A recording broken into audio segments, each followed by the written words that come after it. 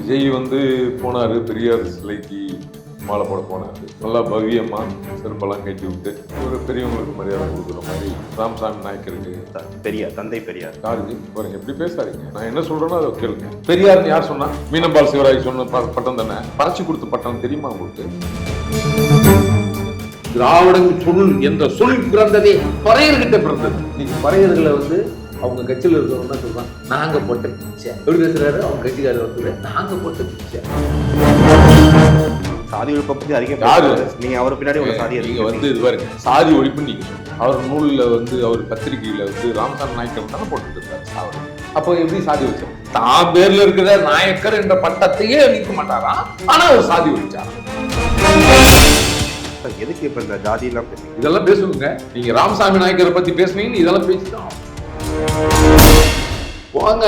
கல்யாணம் பண்ணி ஒரு மனுஷன் இன்னைக்கு ஒரு தமிழன் தமிழ் கலாச்சாரத்தை படி வாழணும். கர்ப்பப்பையை நீக்க சொன்னாரு. எதுக்கு தாலி கட்டணும்னு சொன்னாரு. குடும்பமா வாழக்கூடாதான். ஆனா இவரு மட்டும் குடும்பமா வாழ்வாராம். நீங்க பார்க்காத உங்களுக்கு குழந்தை பிறந்தா நீங்க வந்து உங்க குழந்தைய பார்க்காத விட்டுருவீங்களா? அவங்க பேச்சு கேட்பீங்களா? நீங்க தானே ஆட்சியாளர். சாதி ஒழிக்கணும் சும்மா 190% நேரத்தில் நீங்க அதை தானே பேசுறீங்க. சாதி ஒழிப்பு சாதி ஒழிப்பு சமாதான ஒழிப்பு. என்ன இது பித்தலாட்டம்? இது நடு ராத்திரியில இது திருச்சியில. ஆமாங்க, திருச்சி அந்த காவேரி கரை ஓரத்துல குத்தடிச்ச கதை தெரியுமா? பெண்களோடு உல்லாசமா சுத்தன கதை தெரியுமா? சமீபத்துல திமுகவோட சட்டமன்ற உறுப்பினர் டிபி ராஜன் திமுகவுக்கு ஒத்துழைமை அப்படின்னு சொல்றது எங்களுக்கு பெருமைதான் அப்படின்னு சொல்லியிருக்காரு. பகுத்தறிவு கட்சியிலிருந்து இந்த வார்த்தைகள் சரியா பேசுனேன். சாதி ஒழிப்பு பகுத்தறிவுன்னு சொன்னேன். அதெல்லாம் சும்மா பித்தலாட்டம்னு சொன்னேன். ஏமாத்து வேலைன்னு சொன்னேன். இந்த திமுக நிரூபிச்சுட்டாரா இல்லையா?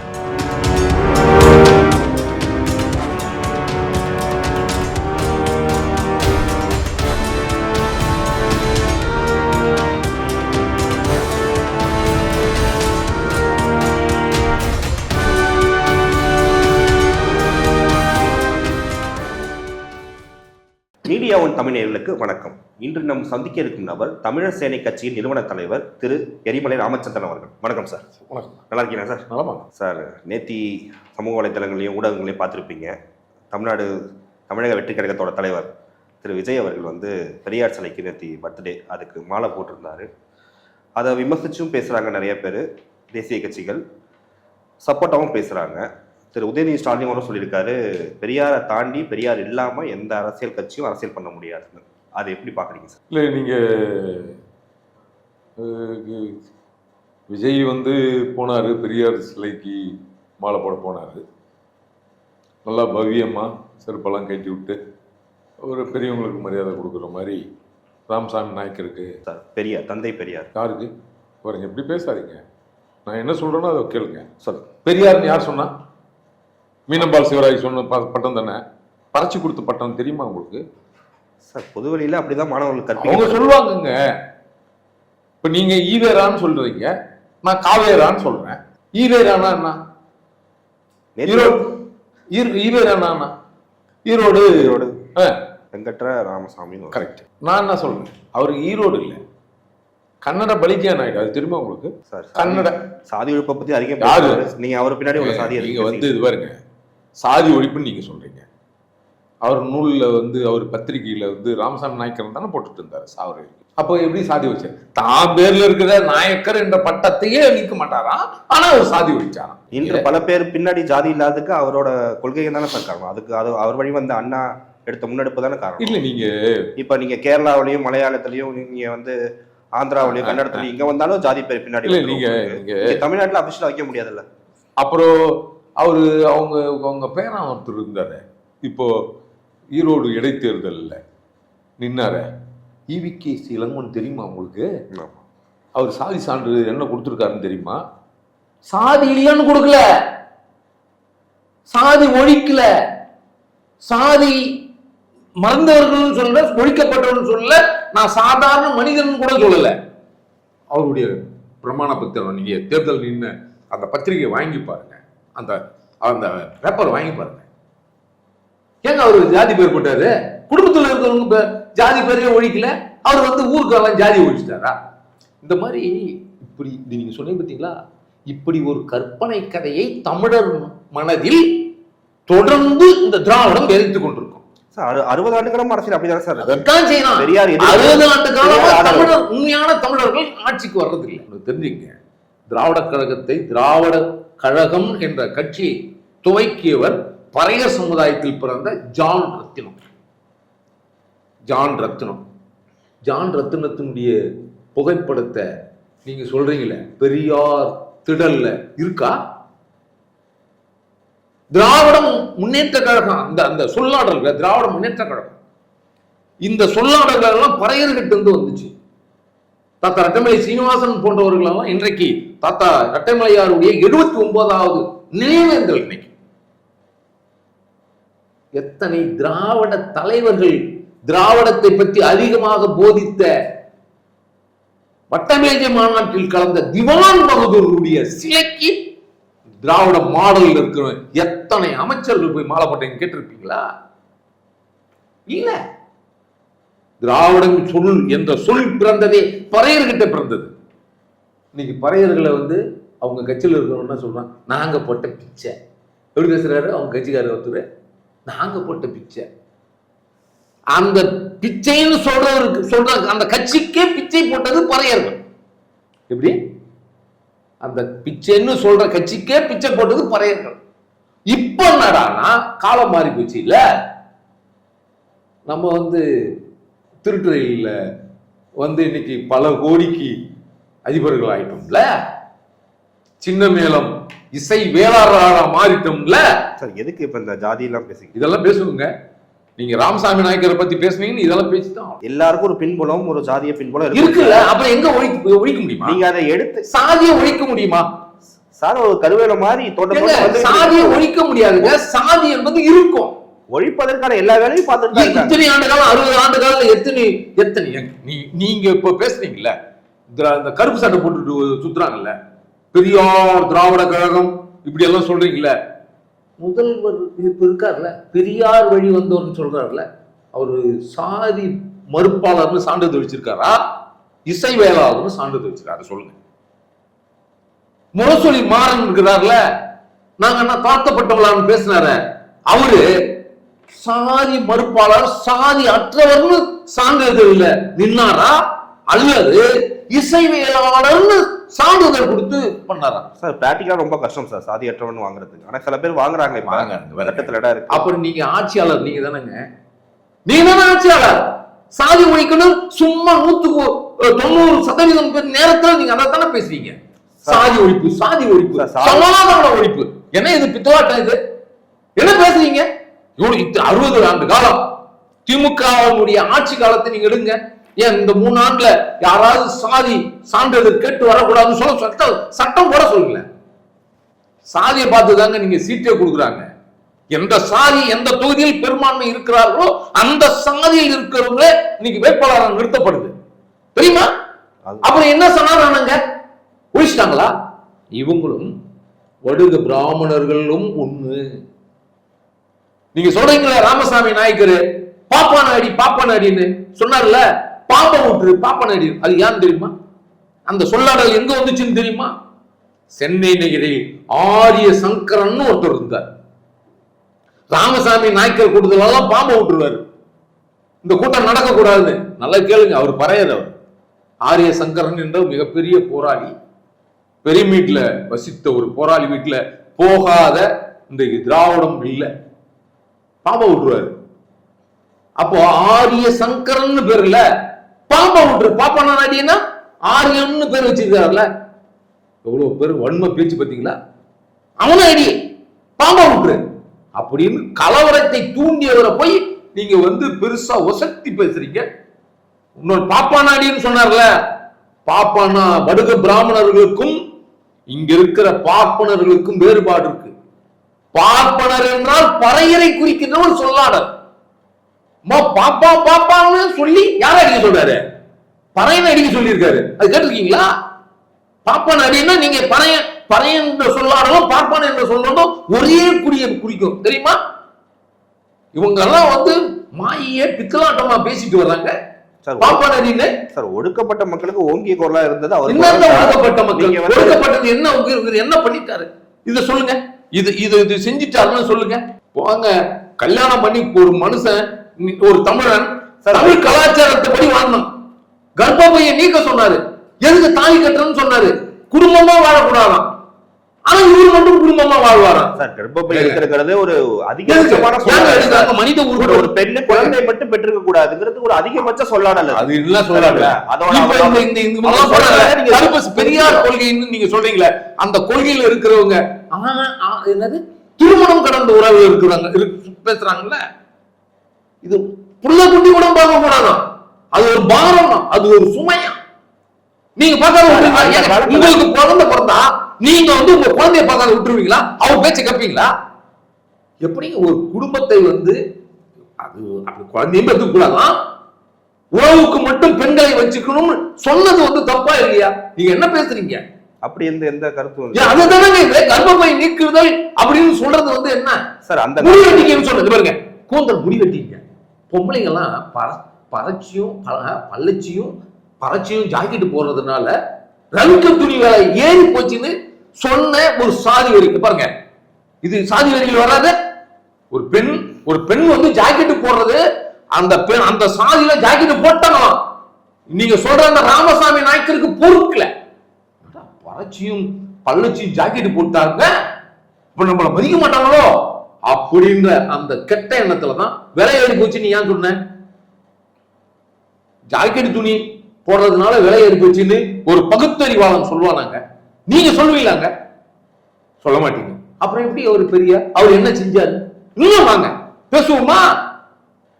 நடு ராத்திரியில இது திருச்சியில, ஆமாங்க திருச்சி அந்த காவேரி கரை ஓரத்துல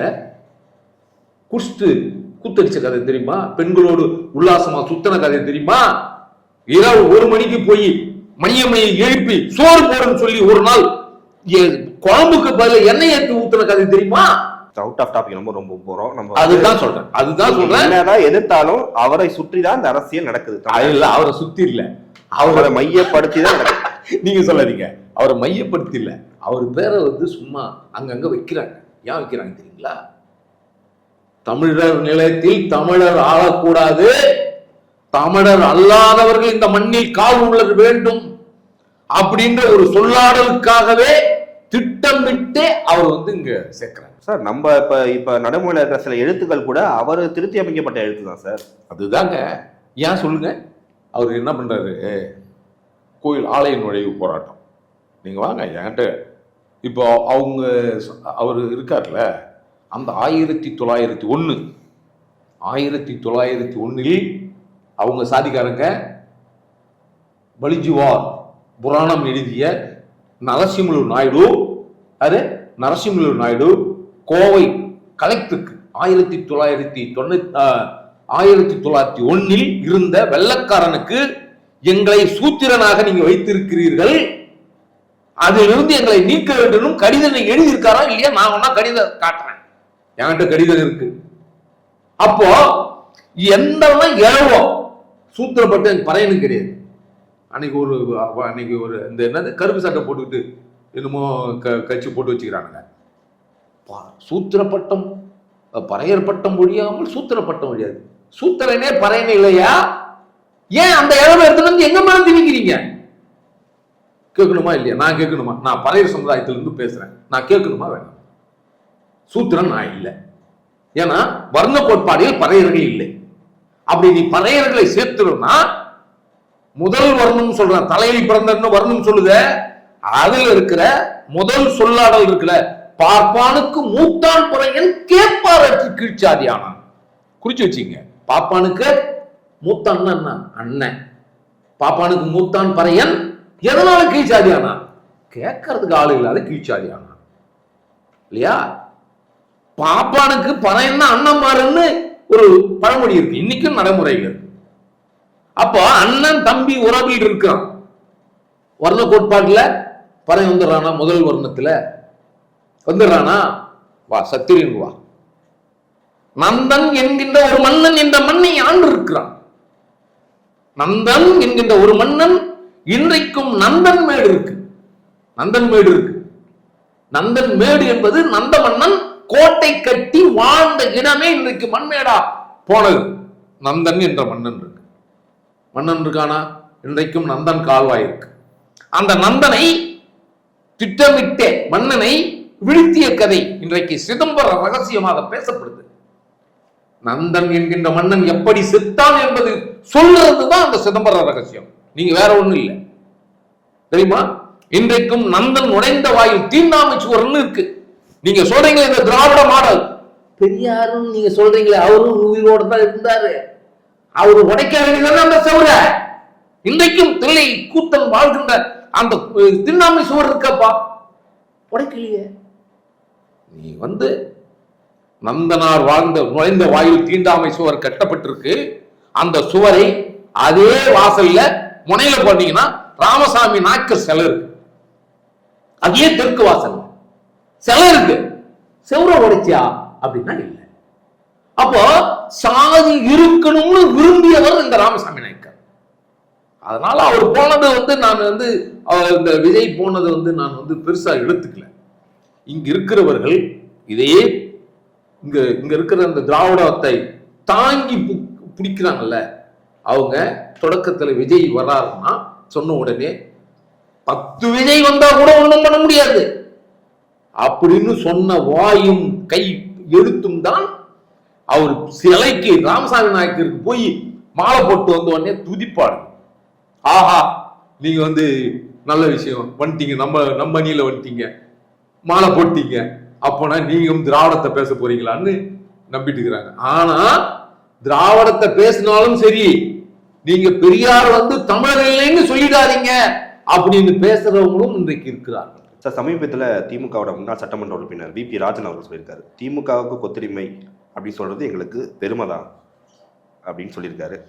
ஒரு பகுத்தறிவு கட்சியிலேருந்து இந்த வார்த்தைகள் சரியா? நான் இவ்வளோ நேரம் பேசினேனே, சாதி ஒழிப்பு பகுத்தறிவுன்னு சொன்னனே, அதெல்லாம் சும்மா பித்தலாட்டம்னு சொன்னனே, ஏமாத்து வேலைன்னு சொன்னனே, இந்த திமுக நிரூபிச்சிட்டாரா இல்லையா?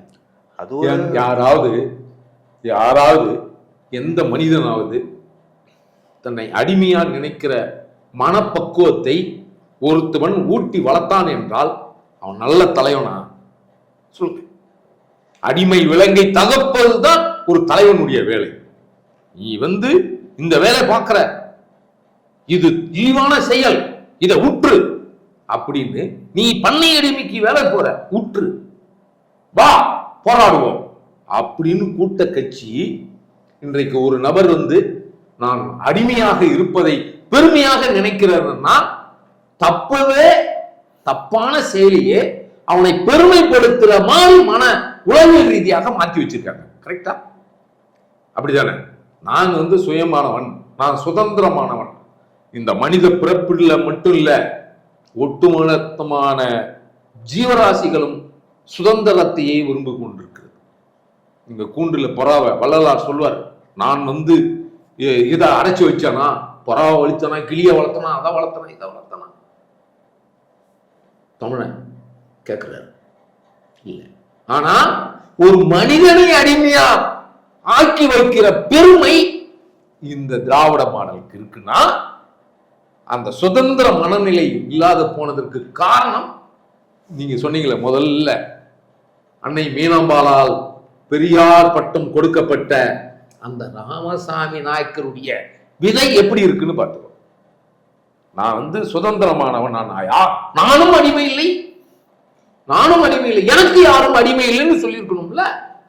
என்ன சொல்லியிருக்கணும்? நானும் அடிமை இல்லை, எனக்கு யாரும் அடிமை இல்லைன்னு சொல்லியிருக்கணும்ல. சொல்லலையே.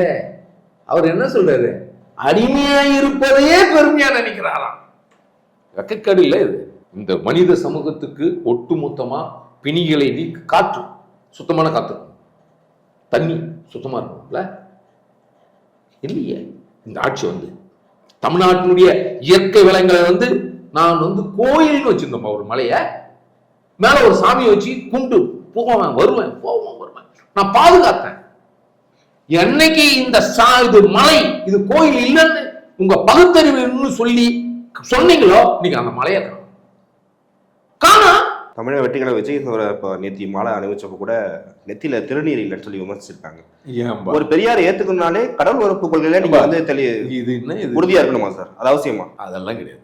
யாரும் வந்து அவரு இப்போ இன்று முதல்வர் இருக்கிறார்ல, அவர் வந்து ஐயா முத்துராமலிங்க தேவர் ஐயா நிகழ்வு போய் அதை கலைச்சிட்டு வந்தார், ஞாபகம் இருக்குங்களா? வச்சுட்டு அவங்க வச்சு விட்டாங்க, கலைச்சிட்டு வந்தார், ஞாபகம் இருக்கா? அவரோட சமாதிக்கு போனா எப்படி இருந்தாலும் திருநீர் வச்சாகணும் இல்லையா? அப்போ அங்கங்க எப்படி போகணுமோ அப்போ அப்படி தான். இப்போ கிறிஸ்டின் சர்ச்சஸ் இருக்குல்ல, சர்ச்சுக்குள்ள செருப்பு போட்டு போகலாம். நீ பெருமாள் கோயிலுக்கோ முருகர் கோயிலுக்கோ சிவன் கோயிலுக்கோ செருப்பு போட்டு உள்ள போவியா? போக முடியாது, போகக்கூடாது. அதுதானே முறை. அவரவர்கள் இறை வழிபாடு. அது மாதிரி அங்க அவர் வச்சுட்டு போல, அதுக்காக கடைசி வரைக்கும் வைக்க மாட்டாருன்னு சட்டம் இருக்கான்னா? அது நீங்க தொடக்கத்துல வர்றவங்க வந்து அப்படிதான் வருவாங்க. பொறுத்து இருந்து தான் பார்க்கணும். எடுத்த உடனே ஆதரிக்கிறதும் எடுத்த உடனே சேர்த்த வாங்கி பூசுறதும் கூடாது, அது சரியில்லை. அது மாதிரி செஞ்சிருந்தா இந்த மண் வந்து சுதந்திரமா இருந்திருக்கும். தமிழர் ஆட்சி தமிழ்நாட்டில் நடந்திருக்கும். இந்த மாநிலத்திலாவது அந்த மொழியை தாண்டி அடுத்தவன் முதல்வர் ஆக முடியுமா? ஒண்ணு இல்ல, ஒரிசால ஒரே ஒரு IAS ஆபீசர் இருந்தார், பாண்டியன். அவங்க நிலைக்க முடிஞ்சு அவரால். பிஜேபியை கேட்டுச்சா இல்லையா? தமிழ்நாட்டிலிருந்து ஒரு நபர் வந்து இங்க முதல்வராக துடிக்கிறாருன்னு. இங்க இருக்கிற தமிழர்களுக்கு எந்த ஒரு உணர்வும் இல்லையே. ஐயா மருத்துவர் சொன்னார, 10,000 மக்கள் தொகையை கொண்டவர்கள் இந்த மண்ணை ஆண்டு கொண்டிருக்கிறாருன்னு சொன்னார மருத்துவர் ஐயா சொன்னார. பெரும்பான்மையாக இருக்கிற பறையர்களும் வன்னியர்களும் இல்லையா, முக்குலத்தோறும் பல்ல தேவேந்திர குல வேளாளர்களும் ஆட்சி அதிகாரத்துக்கு வர முடியுதா? நாங்கெல்லாம் கட்சி வச்சோம்னா சாதி கட்சி அப்படித்தானே இருக்கு. இன்னைக்கு எங்கோ வந்து அப்படின்னு பேசுனா அவங்க எல்லாம் பொது கட்சி தலைவர். அப்படி நீ சாதியை ஒழிச்சதுக்கு இன்னொன்னு சொல்றேன் கேளுங்க. ஒரு ரெட்டியார், ஒரு அமைச்சர், ஒரு ரெட்டியார் மாநாடு நடக்குது. இன்றைய அமைச்சர் இருக்காரு, அவர் என்ன சொன்னார் தெரியுமா? உங்களுக்கு எந்த ஒரு அடையாளமும் தேவையில்லை, கல்வி தேவையில்லை, நானோ இவரோ, ஒரு 2-3 பேரை சொல்றாரு. KKSSR இருக்காரு, அவர் இருக்காரு. நாங்க எப்படியாவது திராவிட மாடல் ஆட்சி வந்தா நாங்க எப்படியும் அமைச்சர் ஆயிடுவோம். அமைச்சர் ஆயிட்டா நீங்க சொல்ல வேண்டியது உங்க சாதியை சொன்னா போதும். ரெட்டியார்னு நீங்க சொன்னீங்கன்னா உங்களுக்கு அரசு வேலை வாங்கி கொடுப்பேன்னு சொன்னாரு. இதுதான் திராவிட மாடலா? அவங்களுக்கு எப்படி நீங்க பதவி கொடுத்தீங்க? சாதிய வெறியை மனதில் வைத்துக் கொண்டு தன் சாதிக்காரர்களுக்கு இப்படி ஒரு பாடம் நடக்கிற மாநாட்டில் கலந்து கொள்ளலாமா? மாநாட்டில் கலந்து கொள்வாங்களா? கலந்து கொள்றவங்களுக்கு அமைச்சர் பதவி கொடுப்பாங்களா? இது எங்காவது நடக்குமா? என்ன உங்க கொள்கை? சும்மா நீத்து போன கொள்கையை வச்சுக்கிட்டு இதுதான் கொள்கைன்னு படம் காட்டிட்டு இருக்கிறாங்க. அதெல்லாம் நீங்க நம்பிட்டு இருக்கிறாங்க, நம்பாதீங்க. சார், இந்த மாசத்துல எப்போதும் வேணாலும் அறிவிப்பு வரலாம். துணை முதல்வர் பதவி திரு உதயநிதி ஸ்டாலின் அவர்களுக்கு. அதை எப்படி பாக்குறீங்க? இவ்வளவு சீக்கிரம் இந்த பதவி தேவையா? இவங்க சனாதன ஒழிப்புன்னு சொன்னாங்கல்லப்பா. பிஜேபி ஆளுகின்ற மாநிலங்களில் பட்டியல் அட்டவணை சாதியில் இருப்பவர்களை துணை முதல்வர் ஆக்குறது இருக்கு. ஆட்சி அதிகாரத்தில் பங்கு கேட்கிறவர்களுக்கு அவங்க தான் துணை முதல்வர். நாங்கள் பெரும்பான்மையாக வாழ்ந்து கொண்டிருக்கிறோம், நாங்கள் தமிழர்கள், எங்களுக்கு துணை முதல்வர் கொடுங்கள் என்று கேட்டிருக்கணும். எல்லாம் ஊமைகள் ஆகிவிட்டார்கள். இது மன்னர் ஆட்சி நடந்து கொண்டிருக்கிறது. ஒரு மன்னன், அந்த மன்னனுக்கு பிறகு அடுத்து அவனுடைய இளவரசன் அப்படின்னு வழி வழியா இன்றைக்கு சென்ட் ஜார்ஜ் கோட்டையில வந்து முதல்வர் என்கின்ற அந்த பதவி இன்றைக்கு ஒரு குடும்பத்தில் இருக்கு. அந்த அதிகாரம் பகிர்ந்தளிக்கப்படணும்.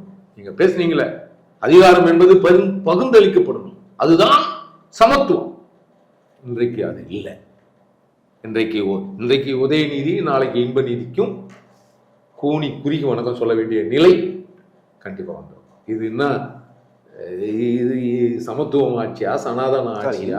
அரசியலுக்கே வரலையா சார்? வருவாருங்க. இவரு பேசி பேசி அவரே எடுத்து விட்டுருக்கீங்க. நாங்க ஒண்ணும் இருக்கல. அதெல்லாம் வந்து ஒரு அஜந்தா. அவங்க இப்ப இருக்கிறார்ல உதயநிதி, அவர் திரு உதயநிதி விளையாட்டு அமைச்சர்.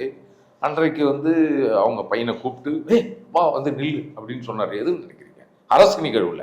எந்த நிகழ்வுல? வீட்டு குடும்ப நிகழ்வுல இல்ல, அரசு நிகழ்வுல சொன்னார. எதன் அடிப்படையில் சொன்னாரு? வந்து கத்துக்கோ. அதனால நீங்க இந்த பகுத்தறிவு, சனாதன ஒழிப்பு இதெல்லாம் ஏமாற்று வேலை. ஆரியமும் திராவிடமும் வேறு வேறு இல்லை, இரண்டும் ஒன்றுதான். இந்த ஆரியமும் திராவிடமும் ஒன்று சேர்ந்துதான் இங்க இருக்கிற தமிழர்களை வீழ்த்தி கொண்டிருக்கிறது. அதுவும் குறிப்பாக பூர்வீக தமிழனான முதுகுடி தமிழர்களை இவர்கள் திட்டமிட்டே ஒழித்துக் கொண்டிருக்கிறார்கள் தான் என்னுடைய கருத்து. சார், இது வரைக்கும் கேள்விகளுக்கு பதிலளித்தவங்களுக்கு ரொம்ப நன்றி சார்.